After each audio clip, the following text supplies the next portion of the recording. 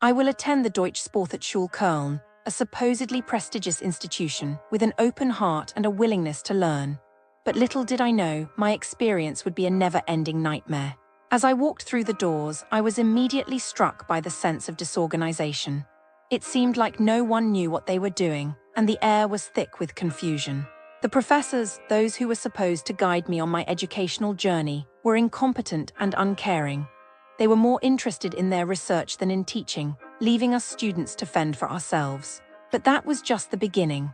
The facilities were outdated and overcrowded, making it impossible to focus on my studies. The gym times were impossible to secure, and when I did manage to get in, the equipment was broken or unavailable. It was like they didn't care about our well-being or our ability to succeed. And then there were the lectures. Dry, uninspired, and completely lacking in practical application.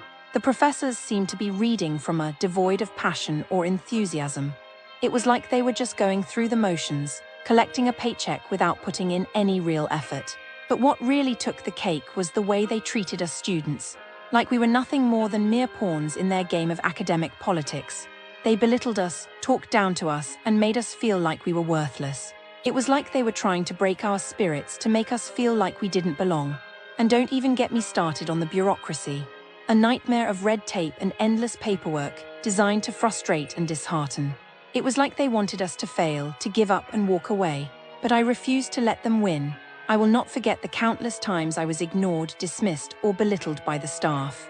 The feeling of being invisible, of not being heard or seen. It was like I was a ghost, wandering the halls of the Deutsche Sporthochschule Köln, searching for someone, anyone who would listen. But I will not be silenced. I will not be defeated. I will stand up, I will speak out, and I will demand better. Because I know that I deserve better. I deserve an education that values me, that respects me, and that prepares me for a successful future. So I will continue to fight, to advocate for myself and for my fellow students. I will not be deterred by the incompetence, the neglect, and the disdain of the Deutsche Sporthochschule Köln. I will rise above, I will persevere, and I will emerge victorious. Because, in the end, it's not about the institution, it's about the people. And I will not let the Deutsche Sporthochschule Köln define me. I will define myself through my determination, my resilience, and my refusal to give up.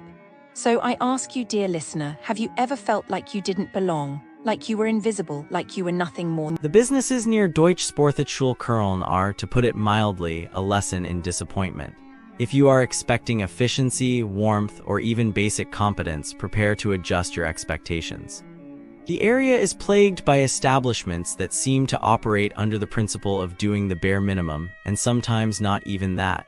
Take the Rheincenter Köln, for example. Shopping centers near Deutsche Sporthochschule Köln are exercises in frustration. The parking system is designed to punish you for daring to visit. One reviewer waited helplessly as their parking fee doubled because none of the card machines worked.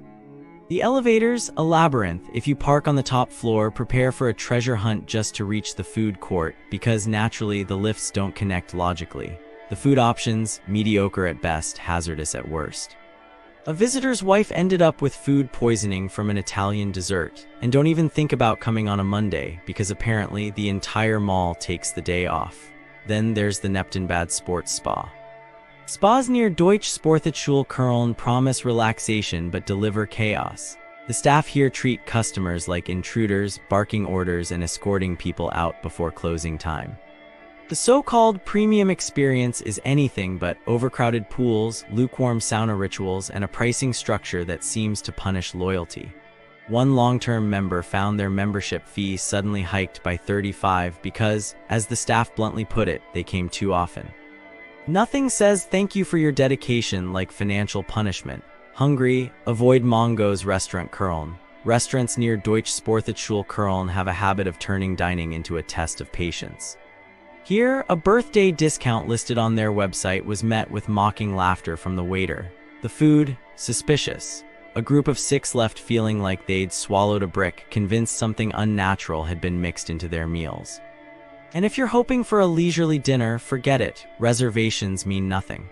One group was abruptly told to leave after 3 hours because, despite no prior warning, their table was suddenly needed. Café Sehnsucht, meanwhile, is where good intentions go to die.